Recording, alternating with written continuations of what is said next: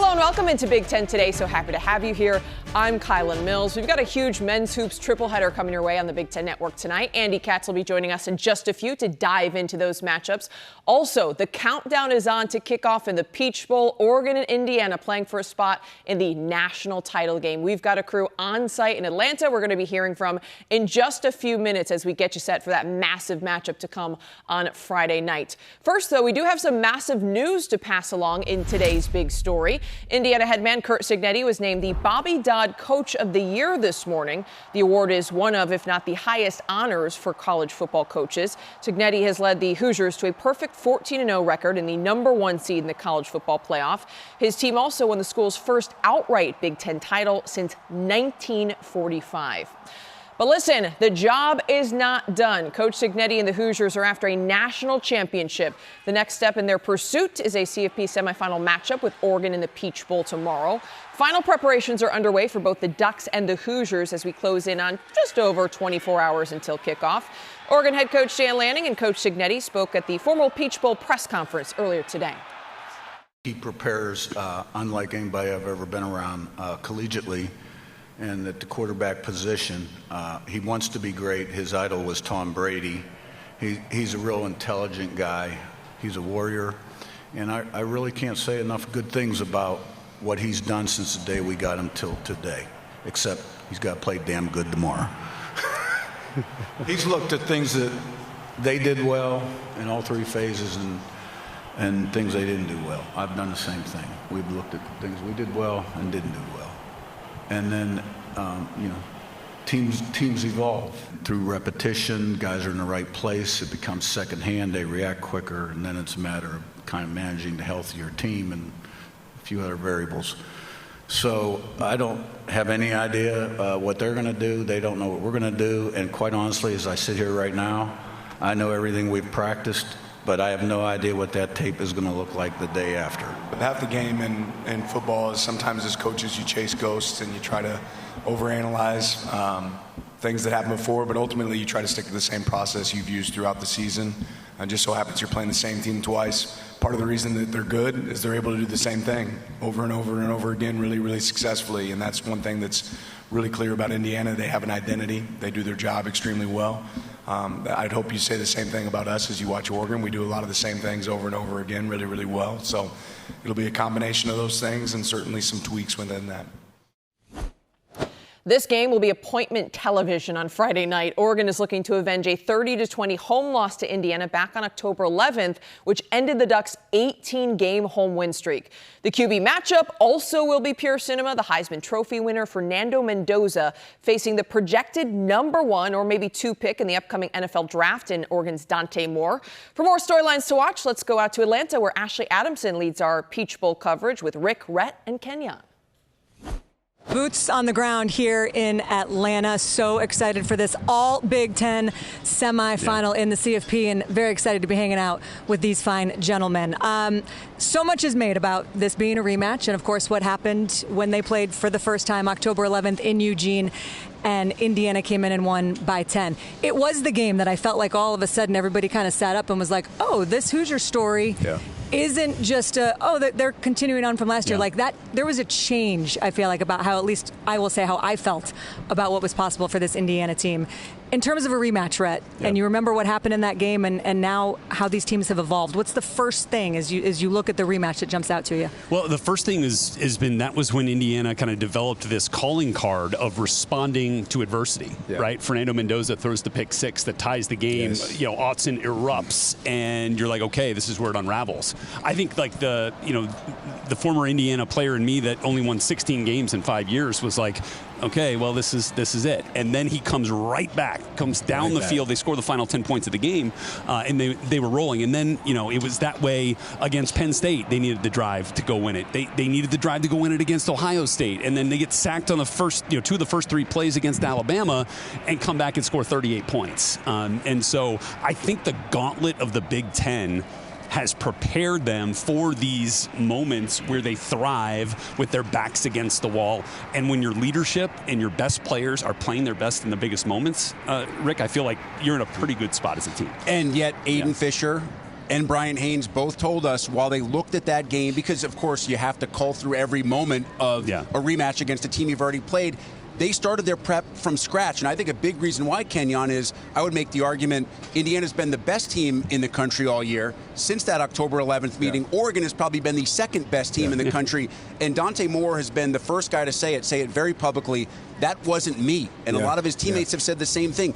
We didn't play the way that we normally play. We didn't carry ourselves the way we normally carry ourselves.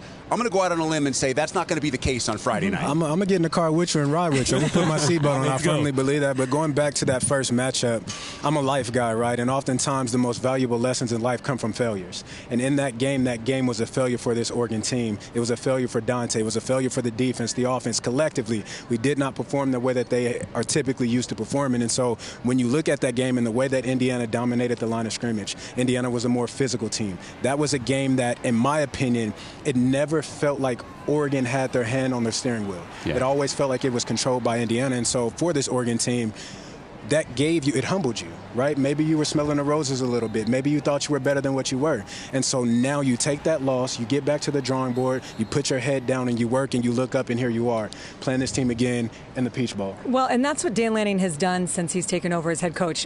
You may remember, and it's not a great memory for Oregon fans, but on this field, he coached his first ever game, 49 points. Yeah. To Georgia. He lost to Georgia in his first game, and that was like one of those moments that was, oh, geez. Yeah.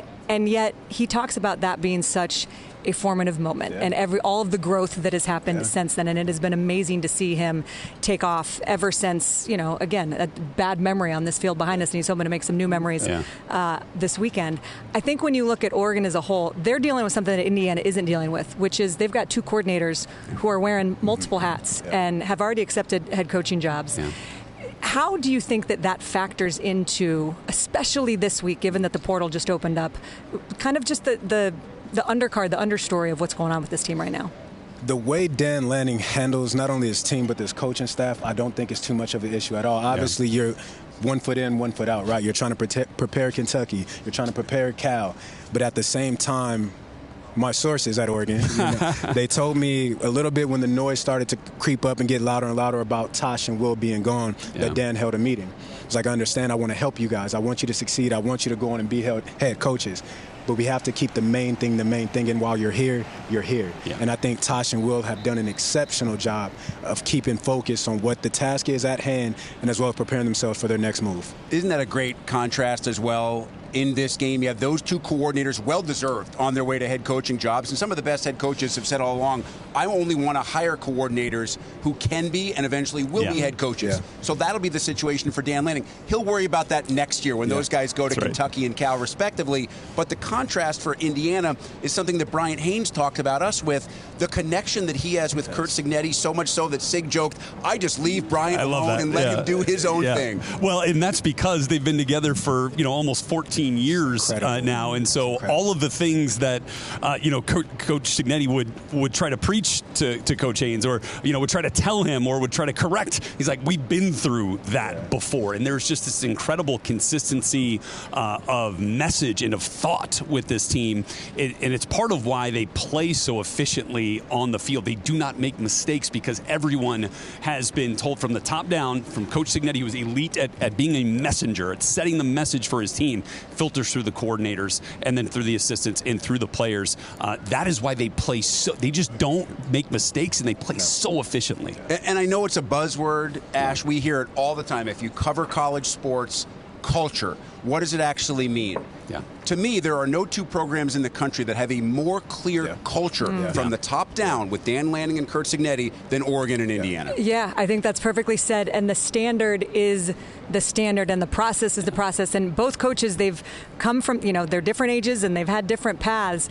But I feel like, first of all, there are two better coaches in America that have better sound bites. I almost feel like Dan Lanning is like the modern day Curt Cignetti. Yeah. Like just with a little bit more edge. Like they both, I feel like, are principled in similar things.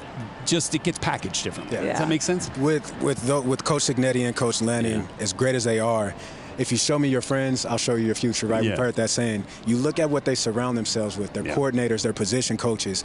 The message doesn't change, and it says something to be able to leave your team in the hands of someone else and know that the message remains the same and you get the job done. Yeah. I cannot wait to watch this game and talk a lot about it coming up. So much more coverage coming from Atlanta. But for now, let's send it back to Chicago. Thank you, Ashley. We look forward to that. Friday, we cover the Oregon-Indiana semifinal showdown from every angle with a special 2-hour Big Ten today. Extensive pre- and post-game coverage from Atlanta, an expanded Big Show to break it all down, only on the Big Ten Network and the Fox Sports app. The fourth-ranked UCLA Bruins made a statement in the battle for LA last weekend. They dominated the crosstown rivals, 21st-ranked USC at Pauley Pavilion on Saturday. That 34-point victory is the team's second largest against the Trojans since the 1981-82 season. The Bruins dominated inside with a plus 32 points in the paint margin and plus 20 rebounding margin en route to that 80-46 win.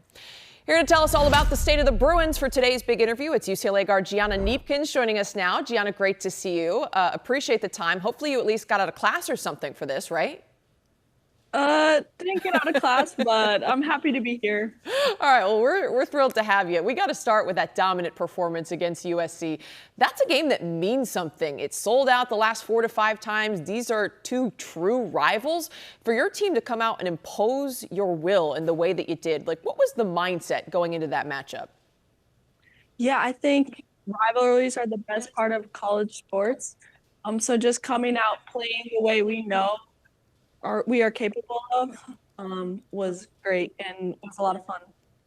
You individually also performed extremely well, 15 points, 6 boards, 5 assists. What did you see from that USC defense that was allowing you to go off in the way that you did? Yeah, I mean, they were the ranked 4th team in the country for defense, so they're a great defensive team. I think what helped me was my teammates finding me. Lauren, we'd get inside to kick it out, so we all had our moments, and so it was a lot of fun. Your team as a whole this season, 14-1, 4-0 in Big Ten play, top 5 in the country. What would you describe are the biggest strengths of this group as a whole? I'd say the biggest strengths is that anyone can go off at any night. So if you get inside, Lauren can obviously score. We have dynamic players that can get downhill, and we also have shooters. So I think it's hard for defenses to scout because kind of have to pick your poison. Yeah, since you brought up the defense, your head coach, Corey Close, recently said in an interview that the offense has been great, super balanced. The defense is where there's maybe room for improvement. What's the focus been like in practice on the defensive side? Yeah, I think the biggest step we can take is just being more connected on defense. When our help rotates, we need another helper. So that's been the biggest focus, and I've seen a lot of growth even from the beginning of this season. So. For you, joining this team, transferring in from Utah, you also brought up a name I wanted to ask about in center Lauren Betts, one of the best in the country. What's it like as a new player on this team, adjusting to playing with her in the front court? How does it help you in the back court? I love playing with Lauren. She just gives the whole team a lot of confidence. She helps us on defense. It's obviously really dominant on the offensive end. So she's great to play with. She's a great teammate. She's a great leader. So, yeah, I've just been blessed to learn from her, hear from her as she talks on the court. So, yeah. It's been so much fun to watch her growth with this UCLA program. Her passing has gotten so much better. She does a great job of distributing. Also, though, another leader in the backcourt is Kiki Rice, an upperclassman leader on this team. How has your relationship with her developed as the season has gone on? Yeah, I also love playing with Kiki. Love playing with all my teammates. But Kiki brings a level of energy on defense and offense. She can stop the ball, play one-on-one defense really well, and then gets downhill. So she can create for herself and also looks to kick out to shooters. So she's fun to play with as well. All right, for you personally, after 4 really successful years at Utah, your head coach departs for the WNBA, you enter the transfer portal. You could have gone almost anywhere, maybe, Gianna. Why UCLA? What was it about this program? Yeah, I mean, there are a lot of boxes that UCLA checked off. I think the biggest thing for me is I wanted to be challenged in my final season of college basketball. So I wanted to go somewhere where I was competing against the best girls in the country. I wanted to be my coaches to challenge me and be able to be developed, and I wanted to win.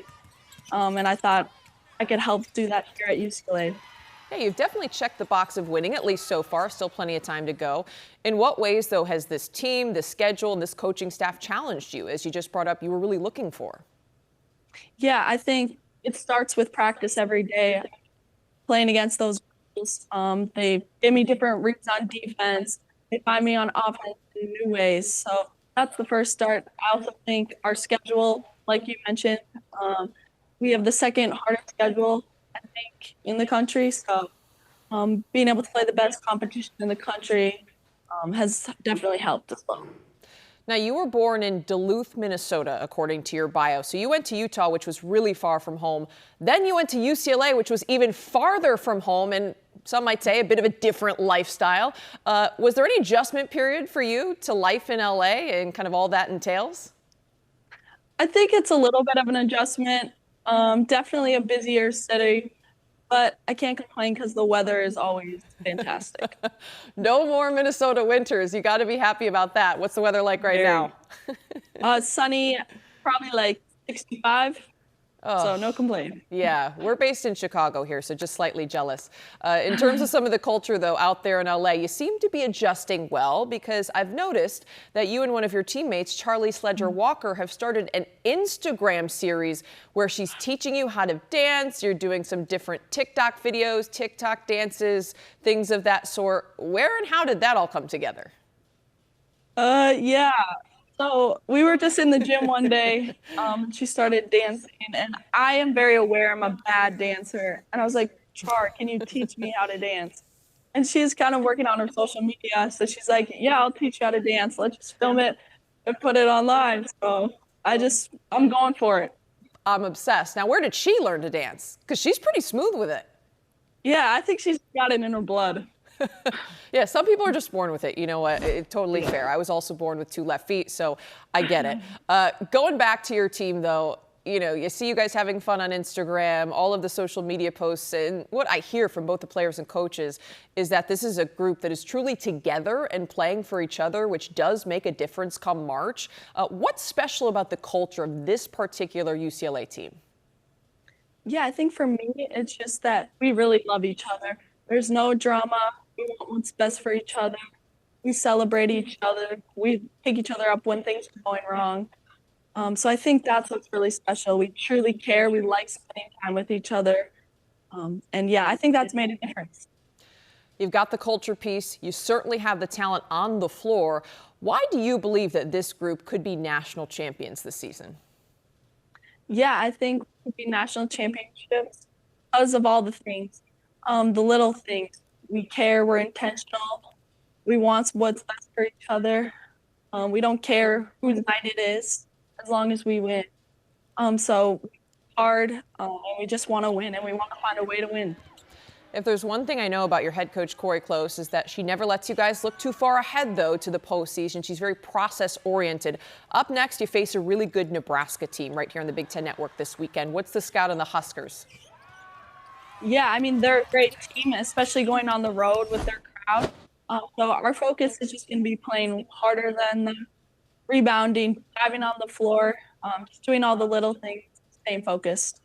As you look ahead to what the rest of the season might entail, what are you hoping to accomplish personally, as a group, as you move forward?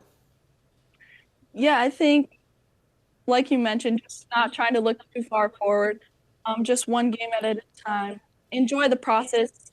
We have 7 seniors on the team, so just enjoying every practice, every good moment, every bad moment, and just doing it together and playing with joy. Well, Gianna, it has been a joy to watch both you and this UCLA group, and we're looking forward to seeing what you all accomplish, especially in the postseason. Thanks so much for stopping by Big Ten today. Thank you so much. On Sunday, you can catch those Bruins as part of a BTN Women's Hoops triple header. First, the Illini travel out to Happy Valley. Then at 5 o'clock Eastern, the red-hot 14th-ranked Hawkeyes head to Bloomington. Capping it all off is another top 25 showdown for the 4th-ranked Bruins as they go to Lincoln to take on Britt Prince and the 25th-ranked Cornhuskers. It's all on the Big Ten Network and the Fox Sports app. Wednesday night brought a couple of intriguing men's hoops matchups right here on the Big Ten Network. Washington put up a great fight, but ultimately fell short of an upset bid. Number 5 Purdue got the win 81-73 behind 22 points from Braden Smith, who also surpassed 900 career assists in that game, which is a new Big Ten record. Indiana used a strong second half to take down Maryland on the road. Lamar Wilkerson led the Hoosiers with 24 points in the win. Darren DeVries' squad off to an impressive start, 3-1 in Big Ten play. And to break all of it down, it is a travesty that it took to our third segment of this show that Andy Katz is finally joining us. What is there, football going on or something? Yeah, what is that? Come on. Andy, first of all, when did you sleep? You were just on the call on the sidelines last night. Now you're here in Chicago. Well, we're all within the geographic footprint. But yeah, a great comeback by Washington that was sort of snubbed by Braden Smith and Purdue, as they do many times at Mackey Arena. Yeah, Washington made a great push. But hey, 4 games into Big Ten play, and just like we all thought, Nebraska's at the top of the standings, right? I'm sure you predicted this. Yeah, no, I mean, no one did, outside of maybe Lincoln.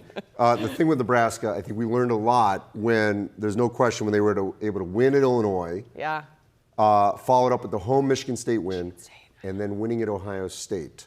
So the Huskers are definitely for real. They're for real. It's been a wild start to the Big Ten season, but let's talk a little bit about those matchups last night. As I mentioned, you were on the sideline as Purdue takes down Washington. This is a Huskies team dealing with some injuries. Their second leading scorer, Wesley Yates, not available. I thought they put up a good fight. They just couldn't ultimately get it down the stretch. What was that separating factor? Well, first of all, they got off to a horrible start, but they were able to recover early. I think it was 9-0 to start. Look, I think, at the beginning, Hannah Steinbach, who could end up being the top Big Ten player selected if he does stay in the draft, coming out of Germany. I mean, he's an immense talent. He struggled and didn't really meet the moment at times. But as the game progressed, Peterson started hitting some threes. Zoom Diallo was running the team very well. And Desmond Clyde kind of disappeared in the second half, didn't play down the stretch. Steinbach started to play better. For Purdue, part of the problem was Braden Smith gets in foul trouble. Kind of rare. He had 3 first-half fouls. And, it was interesting. I talked to Matt Painter at the end of the half, and he pulled Braden right in front of me aside and basically said, hey, when you get in the locker room, talk to Omar Meyer. Get him ready. And he said, we're not going to start you in the second half, which is incredibly rare for Braden Smith not to start in the second half. But this shows the great leadership that he has. Went in the locker room, talked to Meyer. Meyer had, what he ended up playing. He had 8 points in 16 minutes. So major contribution, because as the season progresses, they're probably going to need him coming off the bench, helping out, whether with Smith or behind him. And, ultimately their big guys sort of wore Washington down. Another quality win for Purdue, but they had to work for it. Yeah, going back to Steinbach, there was a point I was watching the second half where he had 0 rebounds. I had to do a double take. He averages more than 11, so you don't have him doing what he does inside and on the glass, and, Washington had to overcome that to some degree. For Purdue, you also saw Braden Smith being a little bit more aggressive in the scoring and showcasing, really the expansion of his talent, because, yes, he's utilized to set up teammates and to play make, but he also can be aggressive and needs to be aggressive at times for this team. Yeah, what I thought was great last night, well, first we had a season-high 10 field goals. And when I talked to Danny Sprinkle in the hallway after, he's like, I thought we made it difficult for Braden Smith. He hit tough shots. I mean, they were sort of fading away, mid-range shots. The fact that he filled that void with 23 points. Trey Kaufman-Wren got going a little bit later in the game. Fletcher Lawyer struggled from the perimeter. So it was a case where Braden Smith read the moment, okay, I need to be more of a scorer in this game than a distributor. And he did that while dealing with foul trouble. So again, another great performance. He may not think it was great because of the foul trouble, but I think I'd say great in the fact that he looked at where he could contribute in the game. How can I help my team win? May not be all dropping those dimes. This time I may need to be more of a scorer. So he answered that role on this given night. This Purdue offense also has been running extremely efficiently, shooting more than 53% from the floor in 5 of the last 6 games. However, you mentioned you talked to Coach Payne about the change at the half in sitting Braden Smith. What were some of his other main takeaways for this top 5 Purdue team as they move forward and really want to establish themselves as the best in the Big Ten? Well, I think also the fact that they were able to deal with a team surging against them. When they lost that home game in Iowa State, it was a stunner. because that doesn't happen. Yeah. And the margin that it happened, it sort of steamrolled on them. They're going to get challenged in this league, whether it's home or road. They've had their games where they've blown teams out. They did it to Texas Tech. They obviously did it at Wisconsin. But they're also vulnerable if not everyone's clicking to teams rushing them. And Washington, I thought, showed great fight if they could ever get healthy. This team has not been healthy in the 2 years Danny Sprinkle's been there. Frank Kepnang, he ended up being sort of the workhorse inside. Then he ends up fouling out, but he doesn't have any help right now. Steinbach obviously is a little bit more of a Euro big than a true post big. So they need a little more help. They need Somerville to come back. Remember, he's a Rutgers transfer. And if Yates comes back and Somerville comes back, they've got a huge stretch coming up. Home Ohio State, Michigan State at home, and then they go to Nebraska. These 4 games will determine where Washington sits in any kind of potential bubble talk or certainly seeding for the Big Ten tournament. I listened to you on the broadcast. I was glad that you took a positive spin on things and saying they have reinforcements coming back, and you're playing those teams at home. So it's an opportunity, is it not? Yeah, I mean, look, and I was giving Kevin some flack. I know, I love that. But no, yes, it's a very difficult slate. But when you're in the position they're in, when they lost games they shouldn't have lost, like losing to Seattle in Seattle as an example, or a game against UCLA that they probably should have won, you're in a hole. So you need to play quad 1 teams. And if you've got at least 2 of them at home and then 1 on the road in Nebraska, these are opportunities. If you win them, suddenly the narrative changes. Yeah, some opportunities coming up for Washington. Purdue, meanwhile, host Penn State on Saturday in a game you can watch right here on BTN. We got to talk about Indiana taking down Maryland on the road. Hoosiers getting kind of hot. They've won 4 in a row. What stood out to you about that group? Yeah, I mean, look, the game that I covered earlier in December that they lost in the Big Ten was at Minnesota. I didn't think, and Darren DeVries would say it, they kind of got overwhelmed. The barn was rocking. Some of those players had not played in that environment. But they've settled down since then. I know they lost at Kentucky in between what I'm talking about, but in the Big Ten, I should say. They've settled down. And there's no question they're playing some of their best basketball at the right time. Lamar Wilkerson, I think, will go down as one of the best transfers in this league this season. Because what did Darren DeVries need? He needed shooting. And Wilkerson did that at Sam Houston State. He's doing it here in the Big Ten. Tatum Conroy, he led Troy to an NCAA tournament berth last year. Score doesn't always translate, but it has for him as well. So you got a player from Troy, a player from Sam Houston State, who are competing at a high level in the Big Ten. Those guys doing very well. And also defensively, I mean, we know Maryland is struggling, but they held them to 5 of 26 on threes. It's a road game. Environment wasn't great. Compare, if you will, compare the way Michigan went into Penn State with not a great road environment because it was kind of empty. They almost got beat. Here's Indiana going into a semi-empty Maryland, and they controlled that game from beginning to end. I thought it was a great example of how the Hoosiers sort of matured within this season. There's no question this was a big win for Indiana. It is interesting to me that you brought up the outside shooting. That's largely fueled this Hoosiers offense, but not necessarily the case in this particular game. They shot below their season average from the 3. Does this team have enough balance offensively to be able to sustain winning? Like, did you learn anything about what they can do inside the arc? No, it was a question, in the game I did with them in December against Minnesota. Making threes will be an issue, but if they can generate points in different ways, I think that certainly helps them.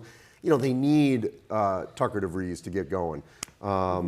He's struggled offensively. He's coming back from the shoulder injury. No indication that that's lingering from when he got hurt at West Virginia.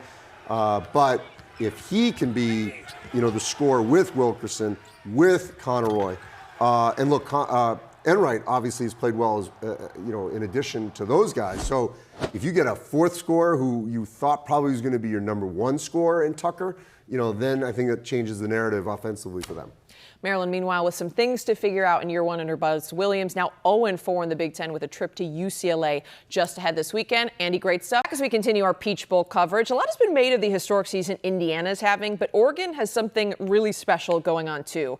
A win on Friday would set a new program record for the most wins in a single season with 14. Ashley Adamson caught up with head coach Dan Lanning.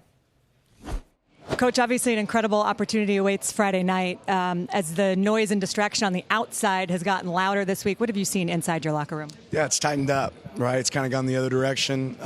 We feed off of each other. We feed off the energy of our group. Our guys are in a really good place right now, and I'm excited to see them go perform. Dante Moore, your quarterback, has talked about the first time you guys played Indiana that he made it a little bit bigger than it needed to be in his own head. So your message to him this week coming into this game, and maybe even just how you've seen him respond in the 8 games since that loss. I think he's realized whenever he just plays his game, the rest takes care of itself. So I'm excited to see him do that. I think you always have a separating factor and edge every time you look at it coming into a game, and you've talked about that. Is there anything you can share about what the message is going to be to this team before they take the field on Friday? Yeah, I won't hop into messages other than I just want to see our guys go play. And if they do that, the rest, again, will take care of itself. Last thing, I know the coaching world is a true fraternity, but it feels like, at least to somebody from the outside and watching that joint press conference, that you and Kurt Cignetti, that you guys are kind of kindred spirits and there's a connection there. What have you learned about him since you've been able to coach against him and be in this environment? Yeah, just a tremendous amount of respect. Obviously, he's a great coach. He's done an unbelievable job. Didn't really know Coach much until we started to interact with each other in the Big Ten a little bit. But you don't do what he's done without being a great coach, and obviously has a great team. Best of luck. Thanks for the time, Coach. Thank you so much. Great stuff there, Ashley. Oregon and Indiana, 2 of the most complete football teams in the country, and that's not hyperbole. They are 2 of just 3 teams that brought in a top 10 scoring offense and defense to the college football playoffs. When these teams met in October, the game was tied at 20 apiece in the 4th quarter, let me remind you. The Indiana Hoosiers are expecting another really competitive battle. A lot of things are hard about it.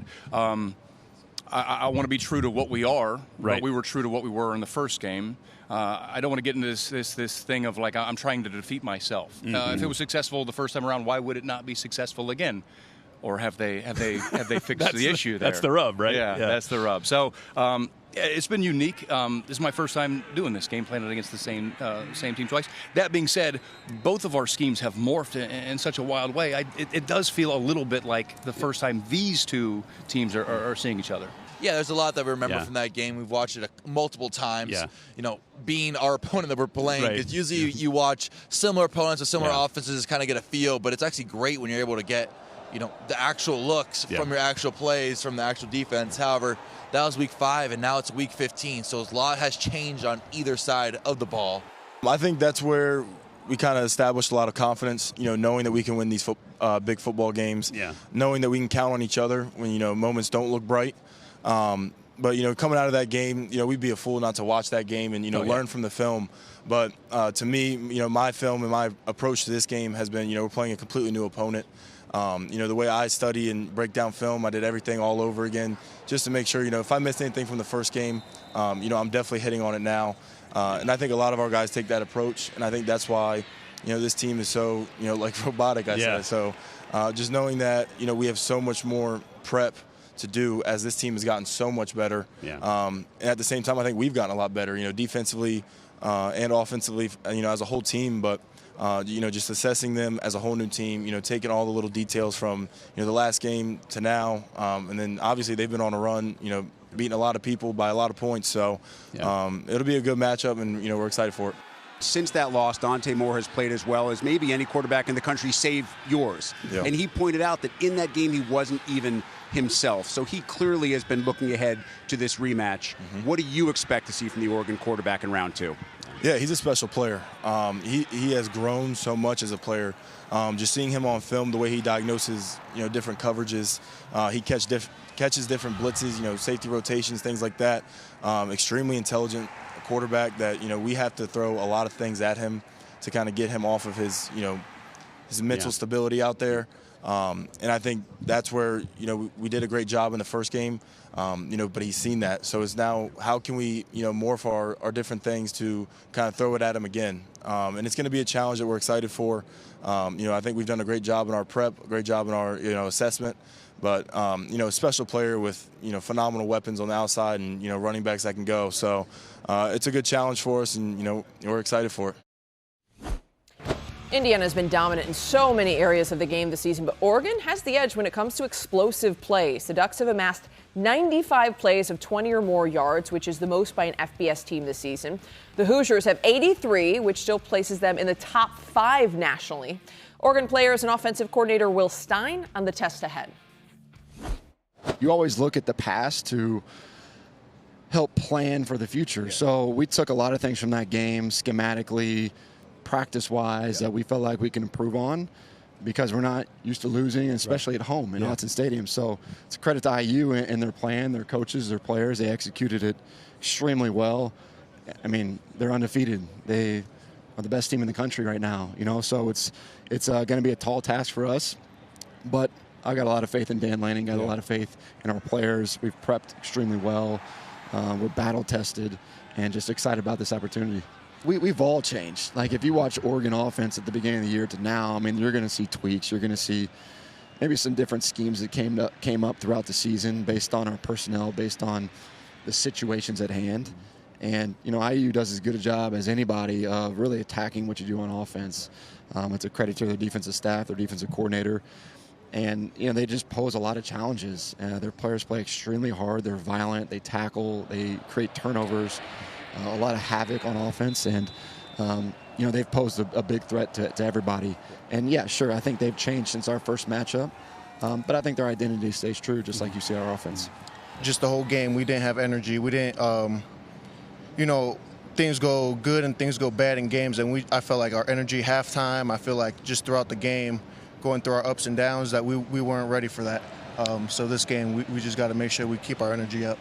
Honestly, I really think that, you've been to Eugene. It's not a party school as other schools, so we're very locked in. We don't go out, we don't do all the extra stuff, so there's nothing to do. So you're hanging out with your teammates, and honestly, like, the football stuff's gonna be the football stuff, but for the football stuff to work, it's all about the connection. And the coaches, they stress connection, so like, hanging out with guys like Poncho, hanging out with guys on the other side of the ball, once you get closer with your teammates, then it's just easier for you to go out there and get everything that you got because, this is really my brother. We just get another opportunity to come out here and do it with our guys. They got us last time we played them, but they're a very good team, and we just had to learn, you can't have a lot of mistakes with this defense. Tonight, a men's hoops triple header comes your way as Michigan State battles Northwestern. Illinois hosts Rutgers, and Ohio State clashes with Oregon. Coverage begins with a tip-off show at 6 o'clock Eastern, 3 o'clock Pacific on the Big Ten Network and the Fox Sports app. If you've been waiting for the Andy Katz to come back on the air, here he is gracing our screens to talk about those matchups that are coming up tonight. Let's start with 12th ranked Michigan State taking on Northwestern. These are two teams seemingly trending in opposite directions. Andy, what are you watching for in that one? Well, in years past, Northwestern has played Michigan State very well. They've won in East Lansing. They've been sort of a bit of a thorn for Tom Izzo. But this group, it's Nick Martinelli and not a lot else in terms of their offensive production. They're kind of sporadic at times. So it allows Michigan State to really lock in on Martinelli and force someone else to beat them. As for the Spartans, Jeremy Fears is arguably one of the best point guards in the country. We talked earlier about how Braden Smith, distributor, scorer. Fears obviously has to be much more of a distributor. But what's really been the surprising story, I think, with Michigan State is the play of Jackson Kohler. He was a bit of a journeyman, for lack of a better term, in college basketball, but he's really stepped up his game and been much more of a reliable post player for them. You add Cooper sort of as a backup. Remember, they lost Xavier Booker to UCLA. It doesn't seem like they're hurting with that. And then Cohen Carr had to step up and be more than a highlight reel, and he's done that. And but the dunks are still cool, too. Yes, but Michigan State 80-51 over USC, which was a great bounce-back win for Michigan State. So now expect them to have this trend to continue. They've got Indiana coming in, then they're going to go out west to the Northwest to play Washington and Oregon. Yeah, it's been a bit of a surprise that Kohler is leading the Spartans in scoring, averaging more than 14 points, 56% shooting from the floor on the season. I look at this Michigan State team that, very typical of Tom Izzo, is really tough defensively. Also great on the glass, and that's an area that Northwestern has really struggled. Is there anything they can do to counteract that, or will the Spartans just dominate in terms of the second chance points and maybe getting it done inside? Well, Northwestern's guards are going to have to rebound. They're going to have to obviously do a much better job, not just on the defensive backboard, but certainly on the offensive backboard. Try to sort of manufacture points, get to the free throw line.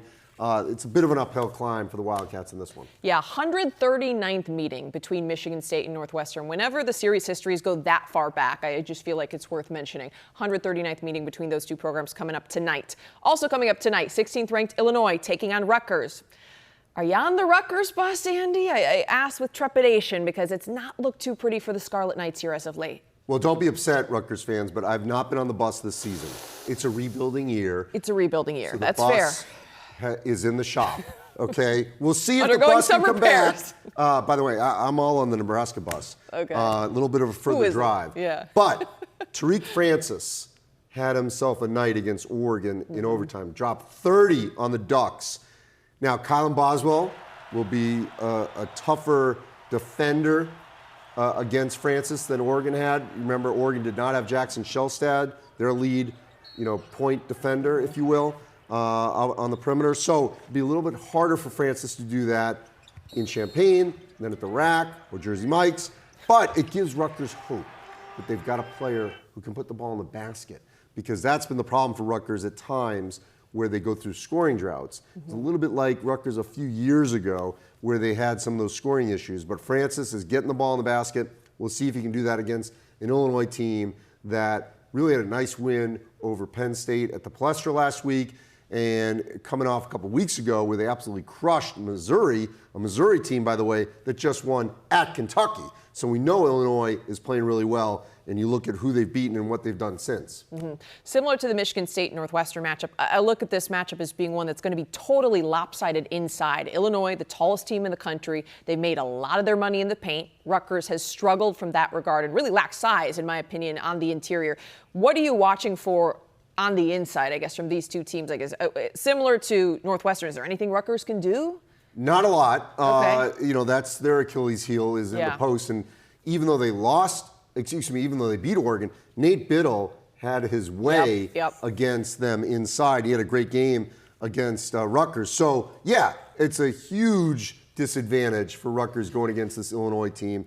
There's no Ace Bailey walking through that door. Latham Somerville is now in Seattle. So, they weren't able to fill that gap in the post, and this is not a good matchup for them going against the Balkan-sized, post the players. Trees, Yes. Trees down there for the Illini. From Illinois. Yeah, Illinois also is really good at home, so you got to add that as a factor. 7-1 on the season. Did you see Asia Wilson was at the Illinois women's game, by the way, last night, and Bam Adebayo? Yes. And Brad Underwood Who would have thought? there too. And Brad Underwood was there. Who would have thought? Celebrities out in Champaign, apparently. Shauna White's doing a great job with the women's team. Yeah, absolutely. Oh, they've been so much fun to watch. All right, Ohio State taking on Oregon, the final game tonight. What are you watching for in that one? All right, so first of all, both teams are in desperate need of a win. Ohio State lost at home to Nebraska. Bruce Thornton, had a good game. A lot on his shoulders. Obviously, John Mobley has to perform for them as well. For Oregon, they have to be incredibly frustrated with what happened with that game at Rutgers, losing that in overtime. They'd already won at Maryland. The positive side, and we don't know yet if Jackson Shelstad is going to be available, but Wei Lin, 23 points. They've been waiting for him to get going, the Ducks have. He had 23 points in that game against Rutgers. If he can produce like that and be that 1-2 punch with Nate Biddle and Kwame Evans, especially if Jackson Shelstad is not available, that gives the Ducks hope. They got to get this game, because after this game, they got a one-off at Nebraska, then they host Michigan State, and then they go to Washington. I mean, really, the season could change and snowball downhill, regardless of Shelstad's status, if they don't win a game like this because of what is ahead. They've got to get this game against Ohio State. Where'd that positivity go, Andy? That was getting a little negative here. I know, but the Ducks need... They need it, okay. Stakes are high. Maybe some good vibes with the football team. Okay, there you go. Fair enough. These are also two teams you mentioned, Oregon coming off a down-to-the-wire game. Ohio State has played more games than any major conference team. They're down to the last possession. Who has the edge if this is a single-possession game in the final minute? Well, if that happens, home or road, I like Ohio State because I want the ball in Bruce Thornton's hands. He's a money player that can make a big shot like that. Shelstad was like that, but we don't know if he's going to be available. All right, well, we're looking forward to 3 games to come tonight here on the Big Ten Network. He's Andy Katz. I'm Kylan Mills. He's back tomorrow. Don't fall off your chair, Andy. No, my mic almost dropped. We hope he's here tomorrow. We'll see you next time.